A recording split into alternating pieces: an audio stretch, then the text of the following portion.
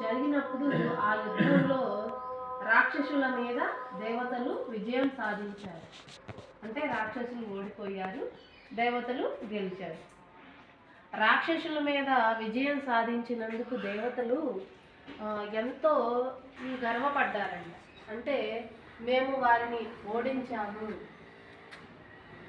మేమే గొప్ప అని చెప్పి వీళ్ళు ఎంతో గర్వపడ్డారు. గర్వంలో వాళ్ళు మరి స్వర్గంలోనే కదా దేవతలు ఉండేది, అక్కడ వారు అంటే ఉత్సవాలు చేసుకుంటున్నారు. మేము రాక్షసుల్ని ఓడించాము, మేము ఎంతో శక్తివంతులు అని చెప్పి వాళ్ళు ఉత్సవాలు చేసుకుంటున్నారు.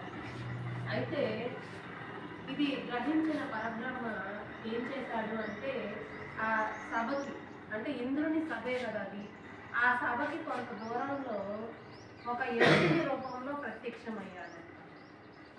యక్షుని రూపంలో ప్రత్యక్షమైనప్పుడు ఆయన ఎలా ఉన్నాడు అంటే ఈ దేవతలందరూ కూడా చూస్తూ ఉన్నారు.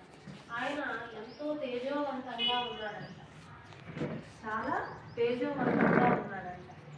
ఆయన చూసి దేవతలు ఏమనుకుంటున్నారంటే ఇంద్రుడు ఏం చేశాడు అంటే ఫస్ట్ అగ్నిదేవుడిని పంపించాడంట. ఆయన ఎవరో తెలుసుకొనిరా నువ్వు అని చెప్పి పంపించాడంట. పంపించినప్పుడు ఈ అగ్నిదేవుడు యక్షుని దగ్గరికి వెళ్ళి, మహాశయ మీకు ప్రణామాలు, మీరు ఎవరో కానీ ఎంతో తేజోవంతంగా ఉన్నారు, మరి తమరెవరో నాకు చెప్పండి. మరి మీరెవరు చెప్పండి, తర్వాత చెప్తాను నా గురించి అన్నప్పుడు నేను అగ్నిదేవుని అని చెప్పాడంట. నేను అగ్నిదేవుని, నా శక్తితో నేను పెద్ద పెద్ద అడవులనైనా దహించి వేస్తాను అని చెప్పి అగ్నిదేవుడు చెప్పాడంట.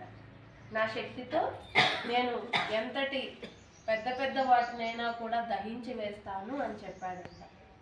చెప్తే ఆ యక్షుడు ఏమన్నాడంటే ఒక గడ్డి పరకని చూపించి, ఈ గడ్డి పరకని నువ్వు దహించు, నువ్వు ఎంతో శక్తివంతుడివి అని చెప్పావు కదా, ఈ గడ్డి పరకని